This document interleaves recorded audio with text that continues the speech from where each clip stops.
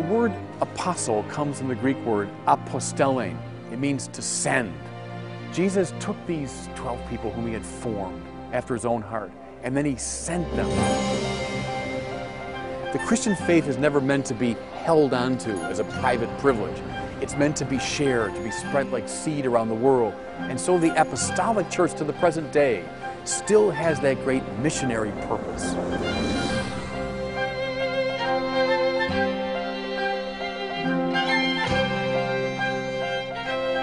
The God that Jesus consistently proclaimed is a God of tender mercy, a God of gracious love, whose very nature is to give.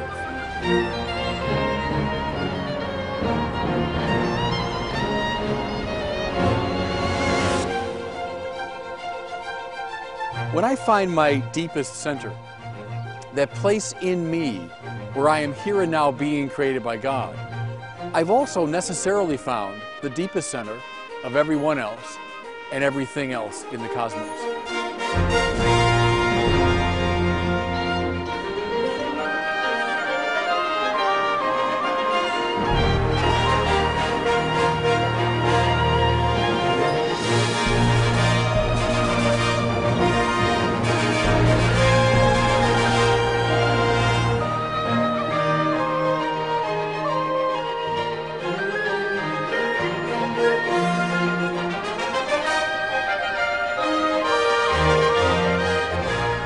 On June the 2nd, 1979, John Paul II said Mass here in Victory Square.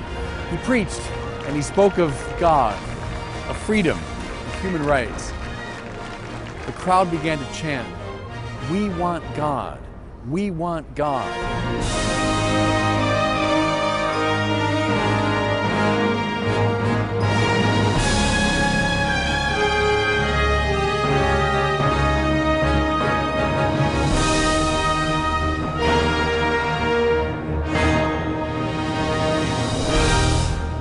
One of Paul's favorite words is dunamis in the Greek, which means power. Dynamite comes from that. And the gospel, he keeps saying, is dunamis. And so what he was doing, he was walking around this part of the world with dynamite. That's what he was doing. And the dynamite was that God is love and that God has manifested himself in Jesus Christ, risen from the dead. And it's dynamite that will turn the world upside down.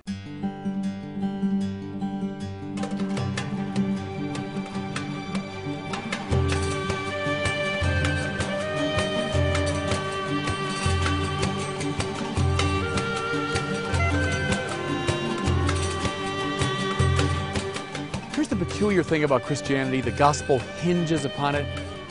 Jesus consistently speaks and acts in the very person of God.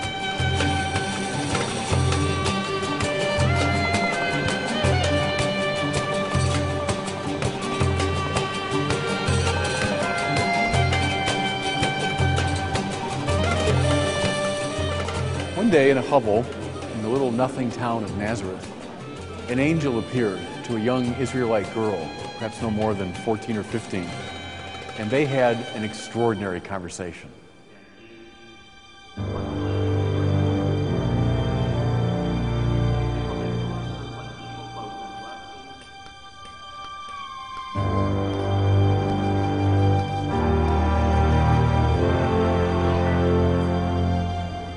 Our Lady of Guadalupe became the bearer to this nation, to this people, of the God who orders things not through violence, not through scapegoating, but precisely through love.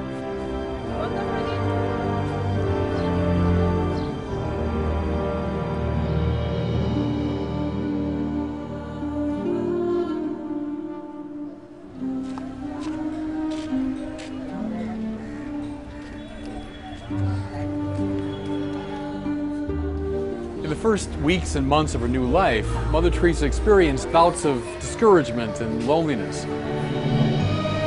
But she persevered, and so many of Mother Teresa's former students came to join her here in the slums of Calcutta.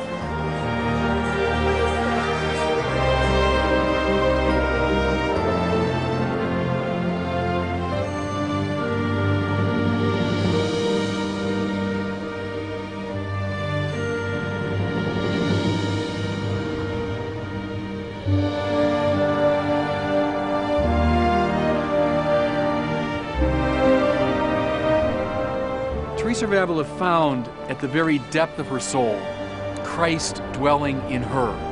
And she found that to be a castle. To be grounded in Christ, she realized, was to be grounded in that very power which here and now creates the cosmos, that power which lies beyond the vagaries of space and time.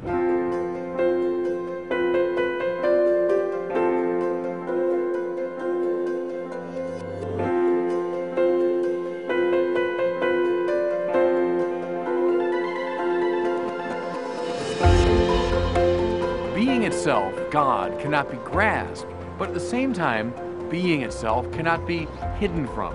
God insinuates himself into every nook and cranny of what he's made.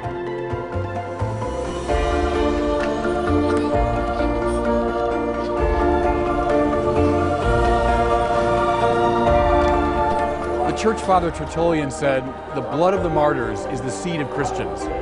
Is that true in this case? You tell me.